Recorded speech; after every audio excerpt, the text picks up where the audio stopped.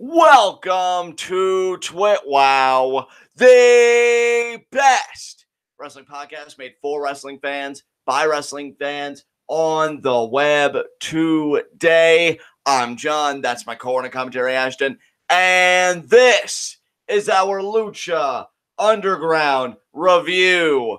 And I gotta tell you guys, I am hyped as fuck for Ultima Lucha Quattro. I have got quite a bit to say about it. But as far as this episode goes, definitely a very fun episode. We had Marty the Moth Martinez's first title defense, the first in-ring appearance of the new Rabbit Tribe, and the in-ring debut of the White Rabbit, which again, a lot to say about that. And El Bunny.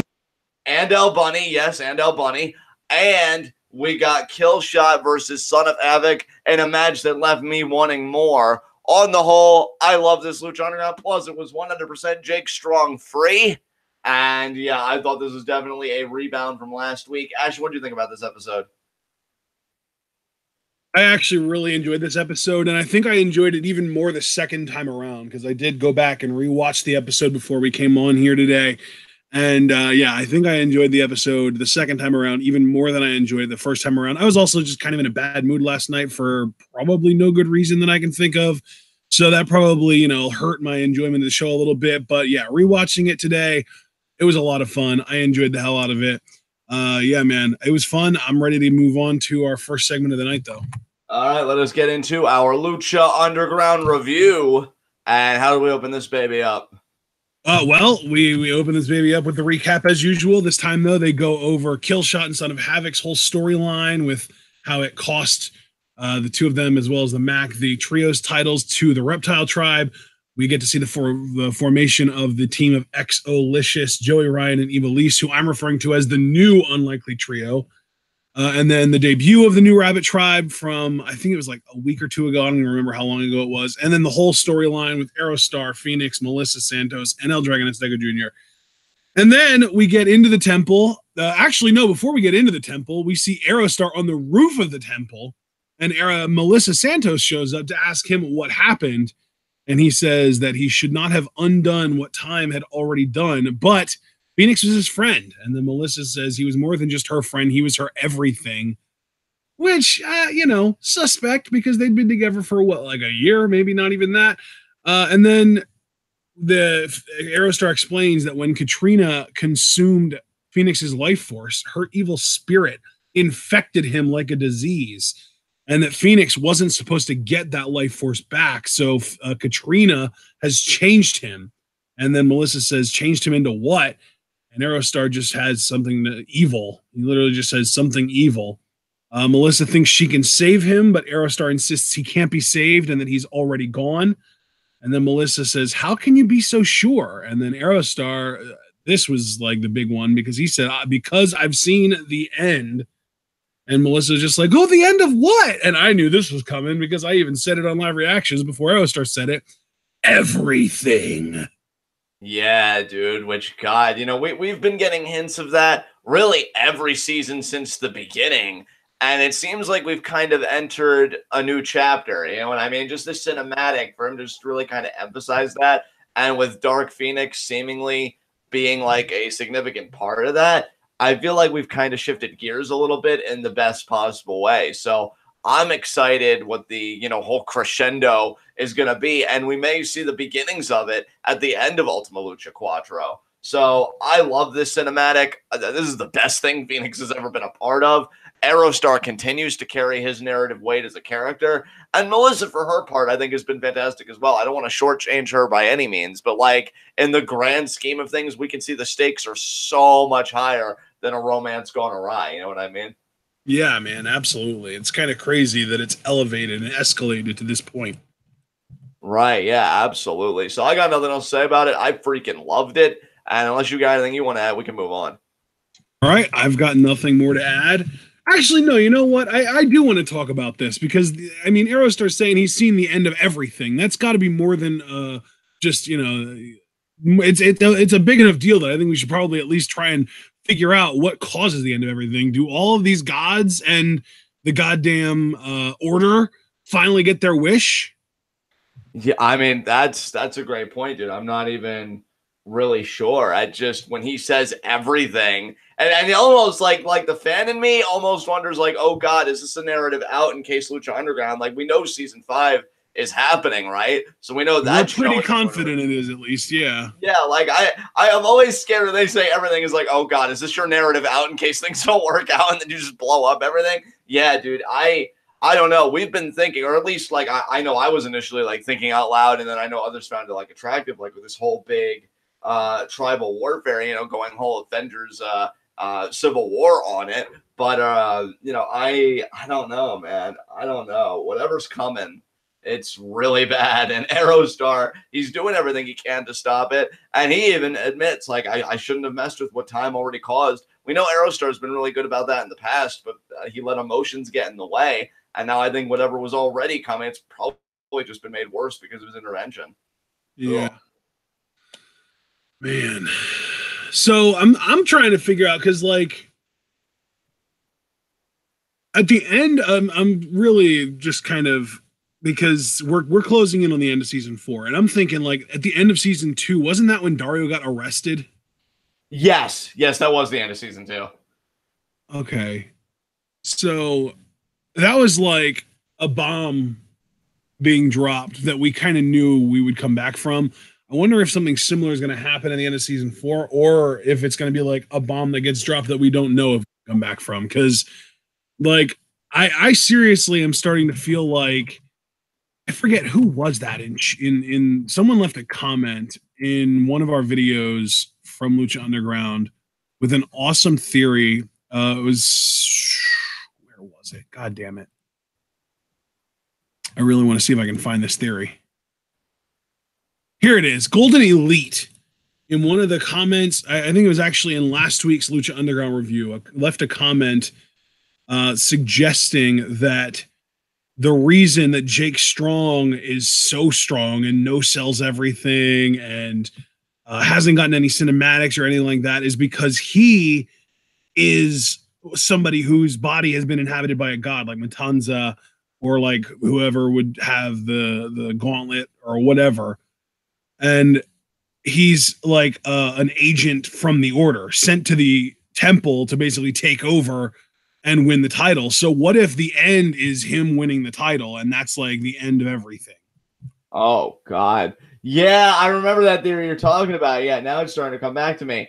Dude.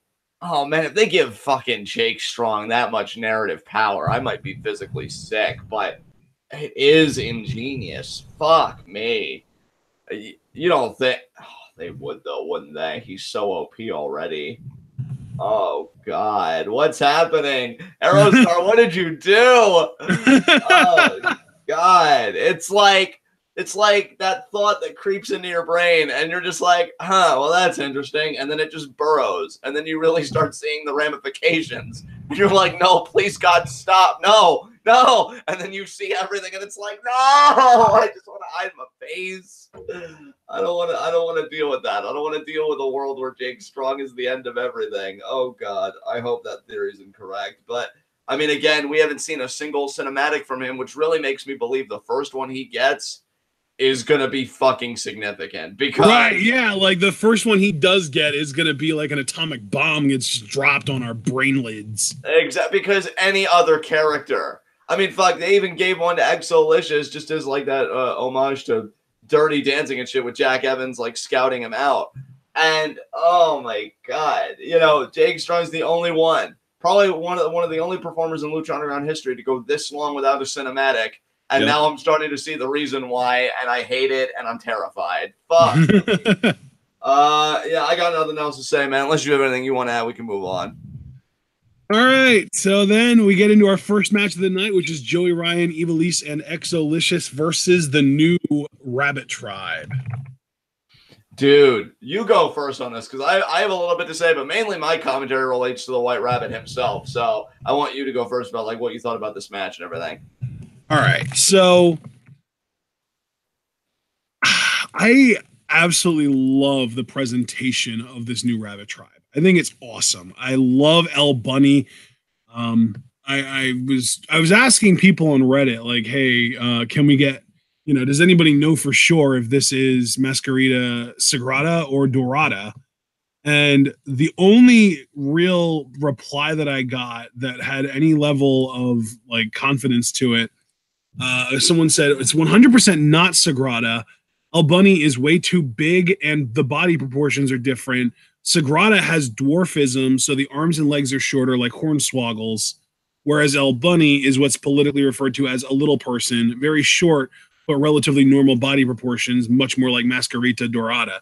So it seems like it is Dorada, but I don't want to say for sure until we get confirmation from some more like official source, even if it's just fucking Wikipedia updating one of their descriptions to have El Bunny as one of their alter egos. I would be content just going with that. But for now, I guess it's Dorada. But either way, we are in really. I'm impressed as hell by what he can do in the ring. And I feel like it's far unlikely, I should say, far less likely that it's Sagrada, because we've seen Sagrada and he's fun and he can do some lucha shit, but he's not an athlete. He's not a super athletic guy, whereas we know that Dorada is. So I'm guessing it is Masquerita Dorada. But yeah, man, I love him. And then the reason that I started talking about him is because I fucking love the White Rabbit, dude.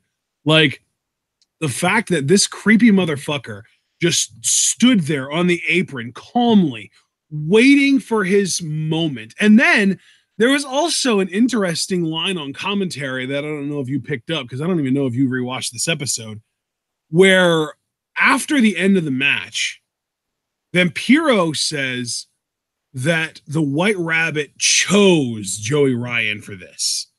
So basically the idea is that once Joey Ryan was in the match and the other two were on the outside of the ring and kind of taken care of, that was when the White Rabbit chose to tag himself in and obviously destroy Joey Ryan in the process. So it seems like the White Rabbit was targeting Joey Ryan here and wanted to really take him out of the picture. And I don't know if you noticed while we were watching this last night, but while the White Rabbit had that mandible claw locked in, and even afterwards, Joey was like convulsing, like his body was like twitching and shit. So I think that they might even write Joey off of Lucha Underground for a little while. I'm not thinking it'll be like a forever thing, but maybe like 2 or 3 weeks. And they can like say like he was like recovering, or they can have like segments where we see Ivelisse and Exo in the hospital with him or something like that. But like it really does seem like Joey was specifically targeted, and Vampiro even implied it with his commentary, by the White Rabbit to get taken out. So I wonder if the White Rabbit has some kind of vendetta against Joey, maybe something related to Joey's life as a cop. We know he's not really with the force anymore, but we know he was. Like, I don't know, man. There's some underlying shit to be told there that I'm very curious about. Dude, so I guess I'm just gonna go and give my thoughts on this now. First of all, I freaking love El Bunny. It's just great watching him work. It's freaking awesome. Paul London, seeing him kind of tap into his darker side is really cool as well. I just love the whole new aesthetic of the Rabbit Tribe. You know, I became a fan of theirs through our Lucha Underground Season 3 rewatch. Yeah. I didn't know that fandom could grow, but boy, has it ever. And then the White Rabbit. I mean, I am loving that lately in wrestling, it seems like more people are just getting characters that just really work and that they understand intimately, and the presentation is just perfect. You got him, like, he's looking at Paul, and at one point just shakes his head like, no, don't tag me in yet, I'm not ready. As you already stated, he tagged himself in on his own accord, and Vampiro saying, you know, he chose Joey Ryan for this. I love that somebody that looks like he does, and carries himself like he does, is bringing credibility back to the Claw.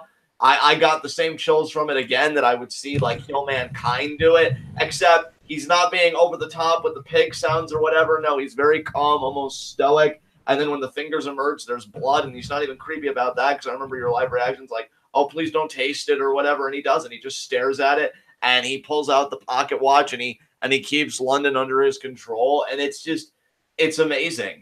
Like in that one moment, just the claw, the blood on the fingers, the stare at the wall. I'm like, this is our big bad here, at least like in the ring. And God knows the power he'll get outside of it through the narratives. But yeah, like if this dude was to win the Lucha Underground title after the babyface, whoever takes it off Marty, whether it be Pentagon again or somebody else, I would not mind this dude being Lucha Underground champion, because having a tribe behind him like this and carrying himself the way that he does, I mean, this dude has a presence where I'm like, damn, dude, I loved everything about this. I think, honestly, with everything that happened on this show, just seeing the White Rabbit do his thing might have been my favorite part of all of it. And knowing what a huge Marty the Moth fan I am, that's high praise, because I loved what Marty did tonight, too, and we'll get to that later. But fuck, did he own his time in the ring. He really made it count. He stood out more to me. He was definitely just one of the standouts in this show, if not this season in general, for God's sakes. This was awesome. Absolutely. I'm really, really enjoying the work already. This one match alone was like a great, and I think you even said after this match, like the White Rabbit is shooting up your Lucha Underground Fave 5, and I'm right there with you, man. This was great. Absolutely. Hey, that's a perfect note to end on. Let's move on. What came after this? All right. And by the way, the other note that I had about this match that is actually worth noting, El Bunny absolutely owned Exolicious throughout this entire match. It seems like he definitely has Exo's number. Yeah, dude, El Bunny's so good. I want more. I want more of all of this, dude. Holy fuck. Yeah. Who are the current Trios champs again? Reptile champs are Reptile Tribe, yeah, represented by Cobra Moon, Daga, and Jeremiah Snake. Ew. So yeah, let's hope that the rabbits can take out the reptiles, right? Absolutely. All right, up next we got an Ultima Lucha Cuatro rundown. Mill versus the Mac in a death match. El Dragon Azteca Jr. versus Phoenix, 2 out of 3 falls, and Pentagon versus Marty. But it didn't have a stipulation quite yet. No, it did not. I want to talk about Ultima Lucha Cuatro, but after the main event segment, though. I feel like it's more appropriate placement there. All right, well, then we got to our second match of the night, which was Killshot versus Son of Havoc. And this was a fun match, which was kind of a fast-paced, like a work rate kind of match. But Son of Havoc did win by blocking a Magistral Cradle attempt by Killshot and just, like, rolling a motherfucker up. And then after the match, Killshot assaulted and tore off Son of Havoc's mask. And then Antonio Cueto comes out to set up a mask versus mask match between these guys at Ultima Lucha Cuatro. So I'll let you kind of unpack everything, starting with the match and then the post-match beatdown and then the post-match announcement. Oh, well, thank you, man. I guess I will go first on this. Love the match. Again, I said it on live reactions. I'll say it again here. Both these guys are so good in ring that I'm actually glad it was a match on the shorter end, because it really left me wanting more. Like, I needed a rematch between these two, especially the way that Son of Havoc won just by catching Killshot. It was one of those things where, Killshot made one mistake. And speaking of Killshot, I just need to take my time to really emphasize how fucking good this man is. Jesus Christ. Like, I really, it's always been a fact with Killshot, but I think it was definitely highlighted in this match to me. Dude, the way he moves is effortless and flawless. Oh my God. Dude, the biggest compliment I can give him, how many people do we see with the whole Tree of Woe double stomps? And, like, even Andrade, like, I love how Andrade does it. I adore Andrade to death. But there is still, like, that element of, it's contrived. It's a bit plotting, whatever. Killshot did it with such speed, because he did, like, a springboard double stomp with Son of Havoc and the Tree of Woe. And I'm like, that was the best Tree of Woe double stomp setup I have ever fucking seen. Because he just does it with such fluidity and such effortlessness. Like, it feels authentic. It doesn't feel like you're setting up a spot. It feels like, I'm this damn good. Look at all the innovative ways I can punish you. That he is just undeniably talented. And honestly, it terrifies me, because when you're that good, we want all the really good ones to stay in Lucha Underground. But I have told you time and time again, I have seen him unmasked. He has a great fucking look. And with the way NXT's kind of branded itself as the home of, like, the hottest indie talent, dude, if he ever signs a deal, it is going to be the most conflicted I've ever been. It'll be for me, and this is another praise I can give him, it'll be Ricochet all over again. Yeah. I'll be so angry. It'll almost be even more bittersweet than Ricochet, though, because at least with Ricochet, he got to be the guy in Lucha Underground. Like, he got his chance to absolutely shine. He had a beginning, middle, and end to his story in Lucha Underground, whereas with Killshot, I would feel so much more empty about his Lucha Underground run, because he never really got to really kind of reach what I know he could have reached as far as his upper, like, echelon, like, upside ceiling potential goes. Yeah, I know we were just talking about the match and everything, but I really just had to do it an aside of like how good this man is. Because Yeah. again on this episode, I'm like, this guy is going to be one of the most in-demand performers.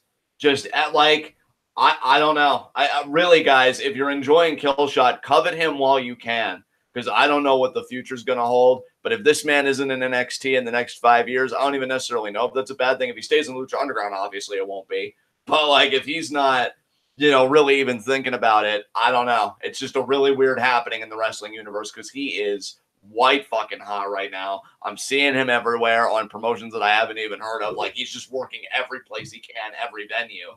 And now he's doing some of the best character work in LU, which I didn't think he could get any better after the emotional, like, masterpiece that was him and Dante. And yet, I won't say he's exceeded that because we don't need to commit hyperbole here, but him as a heel has a lot of promise, narratively and otherwise. And we kind of see that here because he takes Son of Havoc's mask, going tit for tat because Havoc took Killshot's mask the first time. And as we could have seen coming in the best possible way, there's Antonio Cueto saying, hey, you know what Son of Havoc's mask means to him, and he knows what it means to you because you're both men on the run.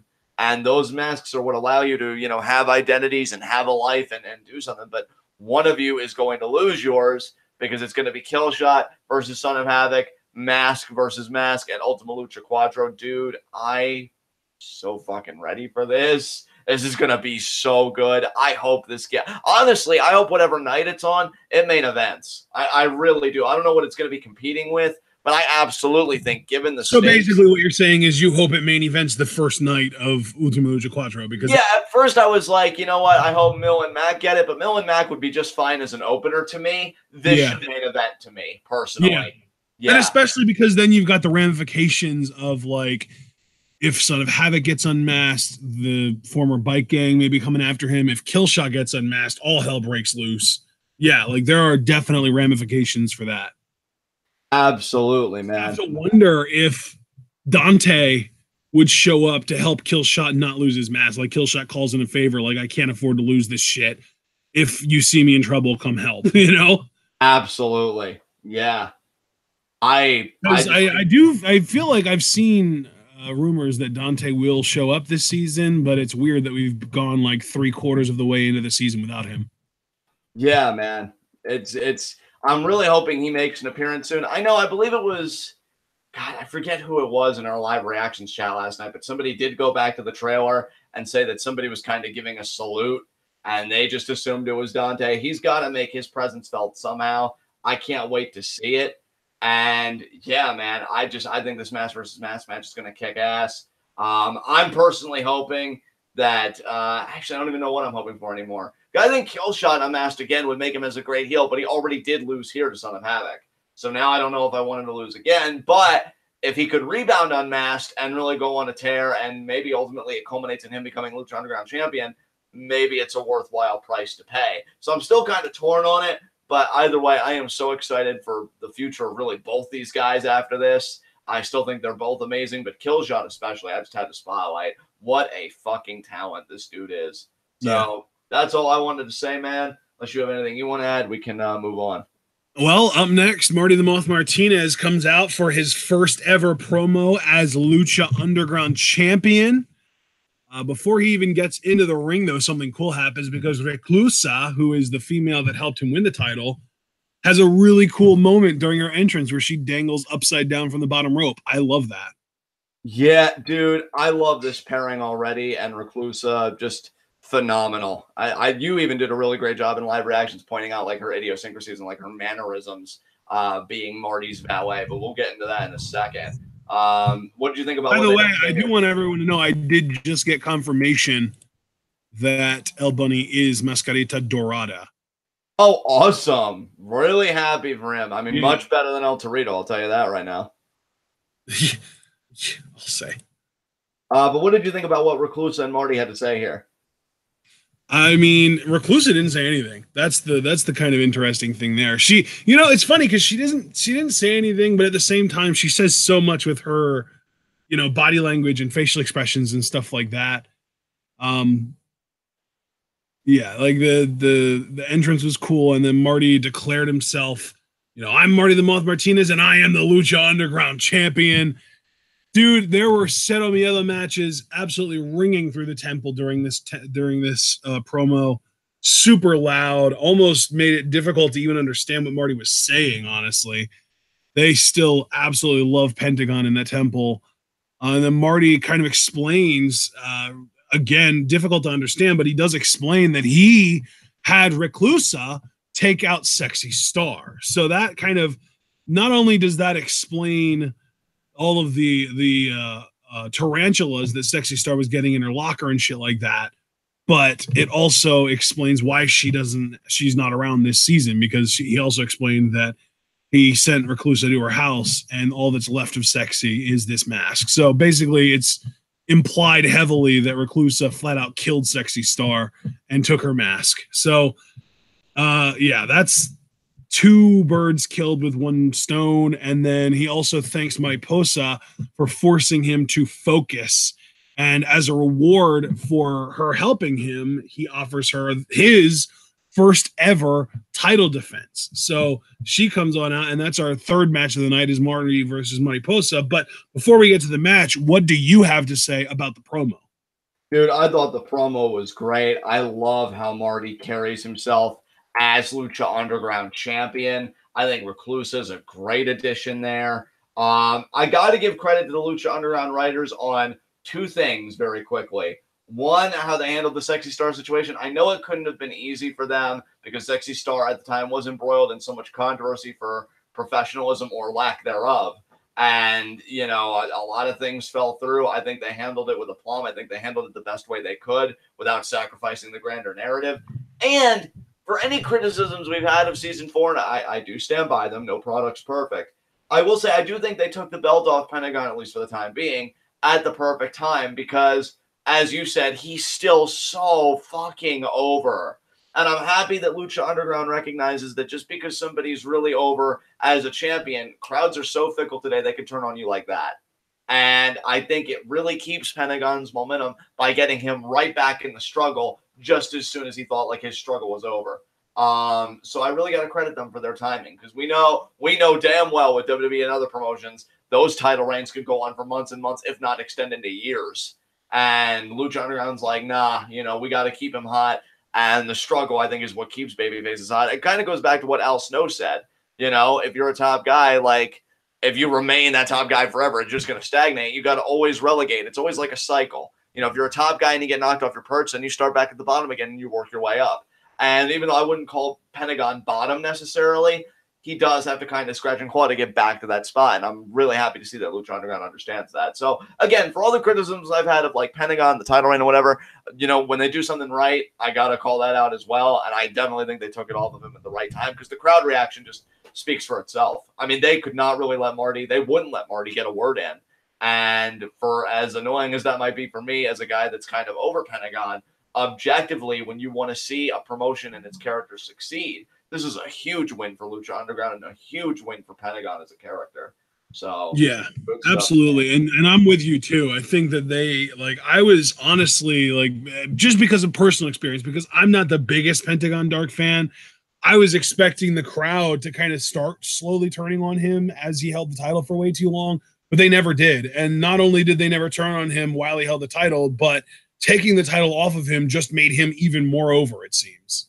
Absolutely. So with that in mind, Mariposa comes out and, they pretty much have a match, Lucha Underground Championship. Marty was very aggressive here. It's always been like an odd relationship between him and Mariposa, but he's Lucha Underground champion now, and he's got Reclusa. Again, speaking of her very quickly, you pointed out consistently on live reactions just how she would always hang around on the apron, hang off like the rope and really just act like a spider. And I know you even mentioned the woman that's playing her has always been a great character actor, between Laurel Van Ness and now this, and the therapist that Daniel Bryan's been cheating on Brie with me kind of thing. Some characters have been better than others, obviously, but I would really call this character a winner right now. I think it's great. And I love that she really hasn't talked yet either. I think it maintains that mystique. It also kind of makes you wonder if she's going to talk at all, or if she's going to be Marty's silent sidekick for a long time. Ooh, Ooh, see, I would like that. Only because, it's always funny when you really haven't heard someone speak. We've heard her speak like as other characters, but this feels fresh. So not really hearing her speak, like you kind of have to fill in the gaps for yourself. Like, oh, I wonder what she thinks about this. Where did she come from? How did Marty find her? And sometimes I feel like not getting the answers can be, just as thrilling. But you always got to pick and choose what questions you leave unresolved. That's always an important part of storytelling. But regardless, Marty and Mariposa, solid match. I think this was Mariposa looked better here than she has most seasons, honestly. I love the line where after Marty's really just been giving it to her, ripping at her mask, busting her open, she finally snaps and she's like, oh, you want to play with chairs? Let's play, bitch. And she just buries him in steel chairs. A callback to her standout moment in the Battle of the Bulls matchup. I want to say that was back in season 2? I see. You know what? No, it was season 3, right? Because that was Johnny's reign as Lucha Underground champion. And on yeah, you're right. Yeah. Can't forget the Mundo title reign. So beautiful. But it just feels like it's so long ago at this point. I just, seasons 2 and 3 really, unfortunately, kind of blend together for me. I gotta, do a better job of keeping them separate in my mind, because for some reason, man, I just have a really tough time telling the difference. And I think it's because of the big break between the first and second half of season 3. It's like you had a 26 episode season and then a 19 episode season and then a 21 episode season, even though it was really a 26 and then a 40. It just feels like you had 3 seasons there and they all kind of blend together in my mind for some reason. Absolutely. So, Mariposa kind of fires back. That was great. So you got a couple of really close near falls in this match, too, that I liked. And really, too, big ups to Lucha Underground. She was getting ready to hit the butterfly effect, I think, on the chair. But Reclusa, this was her only physical interference. She kicked Mariposa in the gut. And then Marty, I'm thinking he's going to win with his new finisher. But no, he wins with the fear factor, which I also love. Like, way to keep pouring salt in the wound. He beats Mariposa. Now, before I continue, did you have any thoughts on this match that you want to share? Like any standout spots, how both people looked, et cetera, et cetera? No, I don't really have that many notes on the match itself, just because I kind of figured you'd be able to talk about that. And I also had more notes on the post-match stuff. Oh, well, then if you had more notes on the post-match, my friend, by all means, take the reins. What did you think of everything that went down? Although I will say the one note that I did have on this match is, I don't know if you remember, but Mariposa tends to use that move where she gets the opponent in a wheelbarrow position and then slams them up against stuff.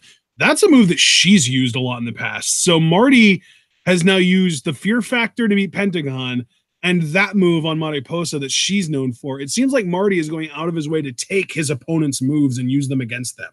Yeah, kind of like that psychological warfare. I like that.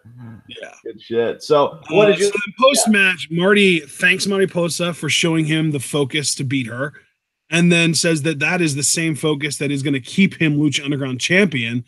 And then he challenges Pentagon to a Cero Miedo match, which he literally says, Pentagon, when I beat you in your own match, I dedicate that match to you, my sister.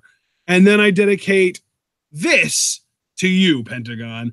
And he breaks Mariposa's arm. So he's really, really psychologically disturbed, because he's still loving of his sister, and he's dedicating his big win at Ultima Lucha Quattro, which he, is assuming he's going to get, to her.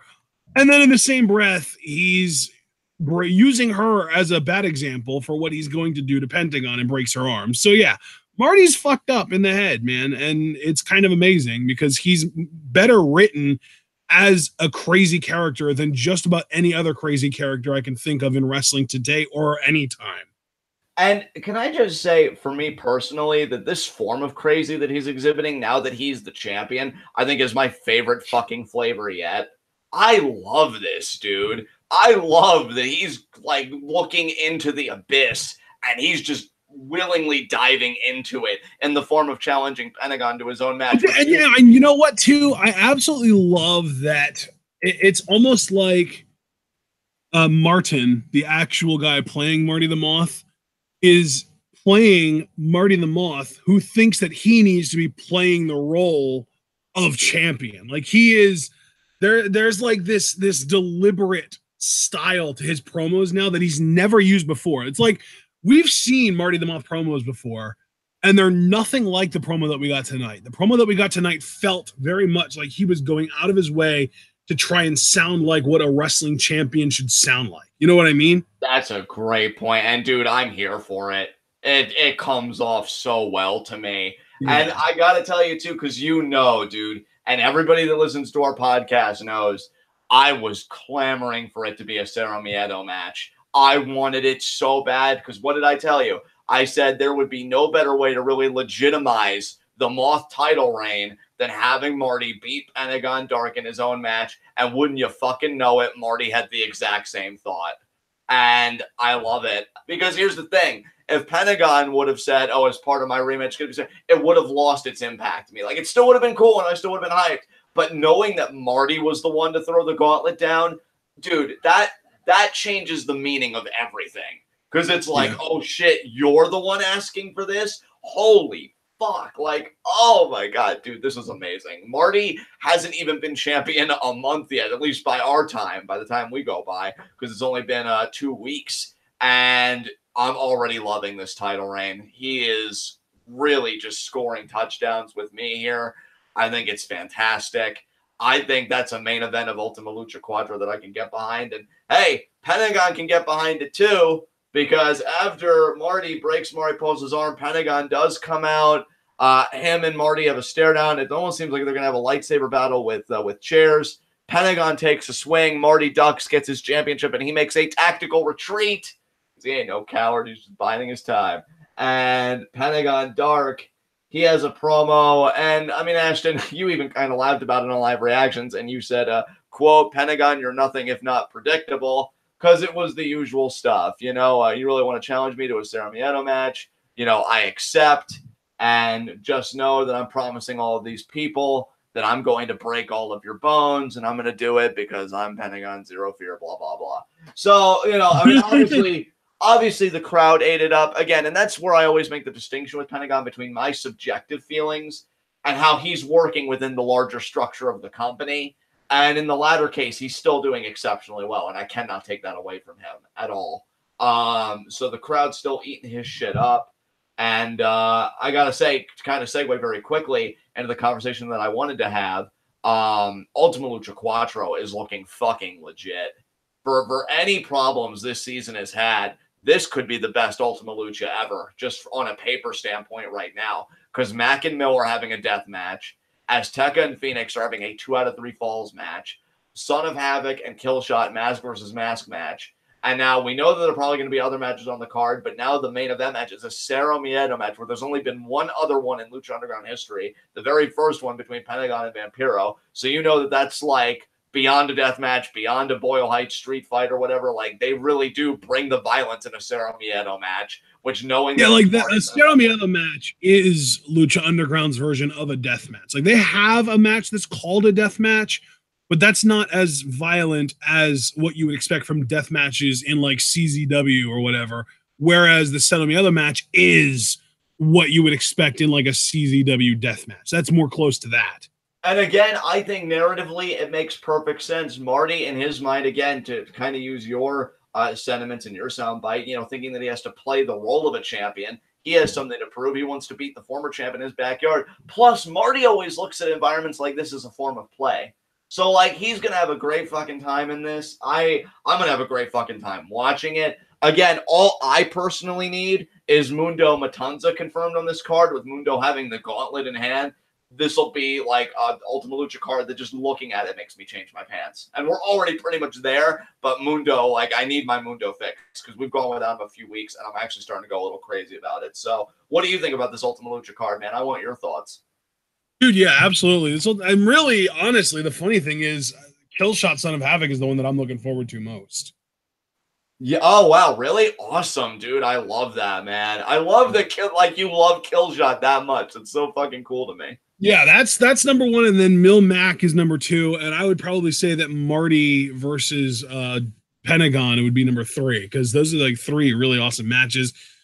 EDA Phoenix, I'm sure it'll be a good match, but 2 out of 3 falls matches in my experience tend to be really tedious. So I'm not looking as forward to that as I am the other three that we know about so far. But still, I'm sure it'll be a great match, and I'm sure we'll have fun with it while we're live reacting to it. So that's all that really matters, right? I mean, the last really great 2 out of 3 falls match, only because they called it 3 stages of hell, and it was fucking Dante Fox and Killshot. But I think this will be good in its own right. Hopefully, I'm curious if like Aerostar and Melissa will get involved. And so yeah, I agree with your sentiments about 2 out of 3 falls. It should be decent at least. Yeah, I mean that match happened in 2017, so I would argue that the last great 2 out of 3 falls match was Okada Omega 4. Yeah, that's a good point. That's a good point. I thought they did pretty well with the step. Yeah, man. But again, though, I do think that match, you could argue that match was tedious. So that kind of, sticks to what I'm saying.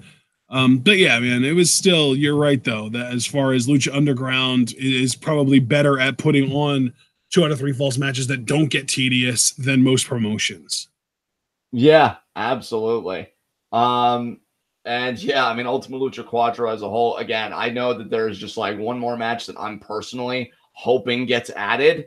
And we'll see what else that they have in mind. What's the match? I've already said Mundo versus Matanza. Oh, okay. Yeah. I didn't know if it was a match that you hadn't already mentioned. Oh, no. That's the only, I mean, again, I'm sure there are going to be other matches outside of that added because the card still seems a bit light, like from a quantitative standpoint. Frankly, I hope we get Reptile Tribe versus Rabbit Tribe for the trios titles. Yeah, I hope for that too. Absolutely. But an Ultima Lucha without Johnny Mundo is an Ultima Lucha that just makes me feel like, I don't know, a bit naked. Like it's cold, So hopefully he gets a match. But yeah, either way, the card's shaping up so nicely. They should all be very proud of themselves for putting it together. And again, for any misgivings we might have had about this season, you could really go out the best way by having a great Ultima Lucha. And then, of course, those final 5 minutes every season. So we'll have to see. But any remarks you have before we get to our next segment? I don't think so, man. I don't think so. I think we've covered pretty much everything we need to cover so far. So let's move on.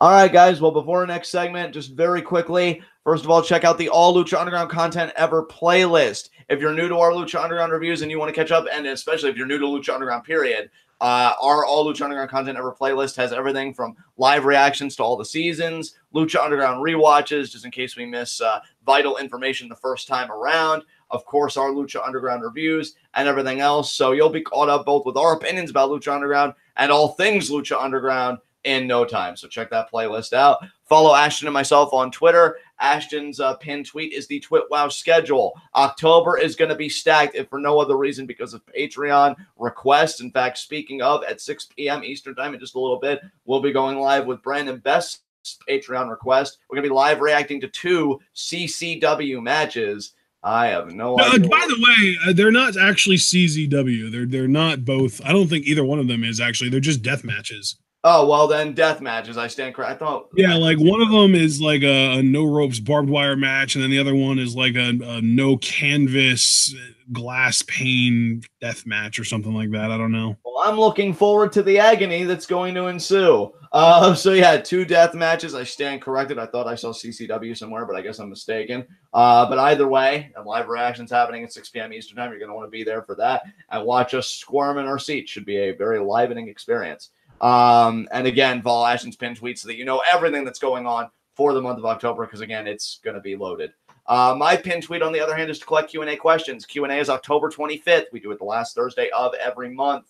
You can submit your Q&A questions through YouTube, Twitter, Facebook. We have a TWitWoW Facebook. Be sure to like the page when you visit it. And Discord, which I'll get to in a moment. Everybody's permitted up to 4 questions per Q&A, and you can divide the questions up however you like. So get your questions in. You have 3 weeks left. That said, we have a Teespring store. Lots of TWitWoW merch being offered. We have TWitWoW-specific merch. I'm a TWitWoW guy. I'm a TWitWoW girl. We have wrestler-specific merch. We have LIJ or Andrade, if you prefer merch. Tranquilo T-shirt. Braun Strowman, I'm not finished with you! And Emma, I'm the real face of the women's revolution, and more. So check out Teespring for all of our offerings. See what you like.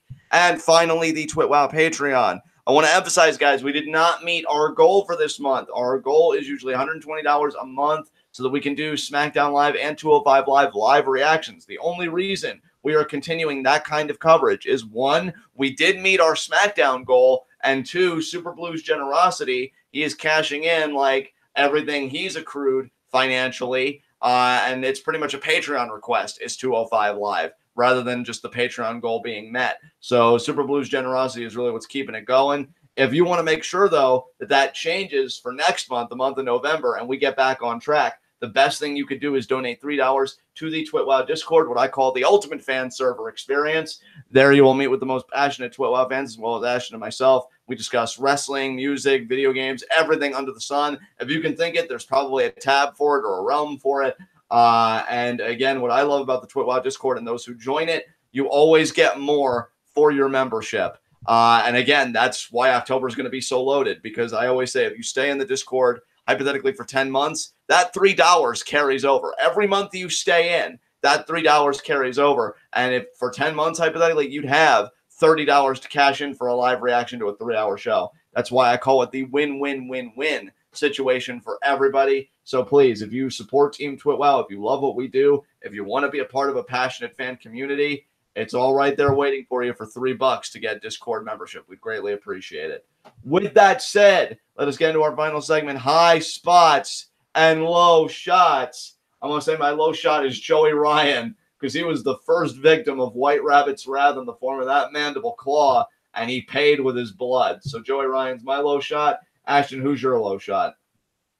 I think I'm going to have to make my low shot Mariposa, man. She was victimized big time. She might have gotten a title shot tonight that she didn't even necessarily earn, but she got pretty well brutalized in that match, and then she got her arm broken afterwards. So Mariposa is a pretty easy low shot, and it's kind of unfortunate that I have to say that while Jason's here, because I know he's such a huge fan of Mariposa. But yeah, man, she had a rough night.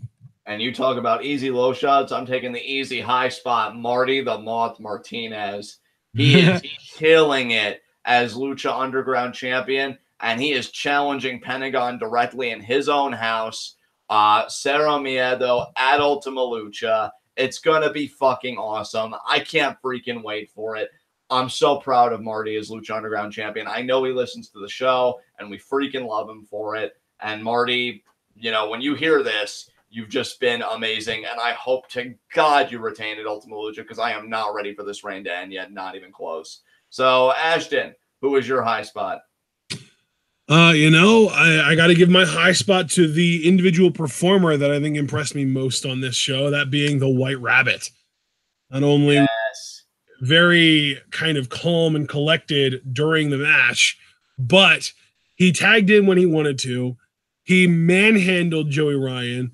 He might have taken Joey Ryan out of commission for a little while, if not for a long while, and he won the match for his team. So the White Rabbit is an easy high spot for me.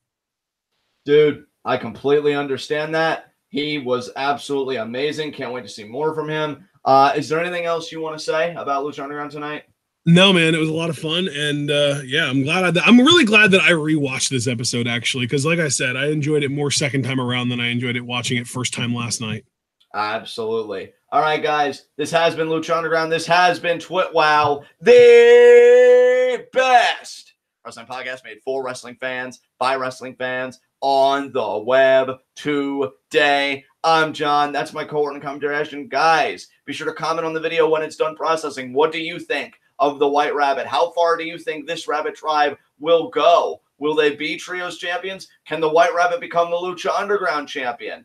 What do you think about Marty the Moth so far as Lucha Underground champion? Are you loving the reign? Do you already miss Pentagon having the Lucha Underground championship? And finally, how do you think the Ultima Lucha Quattro card is shaping up? I already told you guys what I think on paper. I think it's one of the best Ultima Lucha cards really ever. I am so freaking psyched for this. I think it's going to be amazing. I want your thoughts. What do you think of the card? And as an added bonus, because you guys heard me, I'm waiting for Mundo Matanza to be added. What matches do you want realistically to be added to this Ultima Lucha Quattro card? Talk to us, talk to us, talk to us. Always love to hear from you guys. Be sure to like the video. The more likes. Yeah, Marty the Moth is in chat. Like the video for Marty. Yeah, like the video for Marty, our Lucha Underground champion. Yes! We love you, Marty. You're awesome. We love you so much. God, it's so wonderful. But yeah, like the video, because the more likes you leave, the more likely we are to be the top search result for Lucha Underground reviews on YouTube. And when you're the best at what you do, I mean, hell, we even have the best in our chat in the form of the fucking champion. The top is the only place that you belong. Do you want Marty to associate with a chat of a podcast that's in second place? Value your lives and like the video.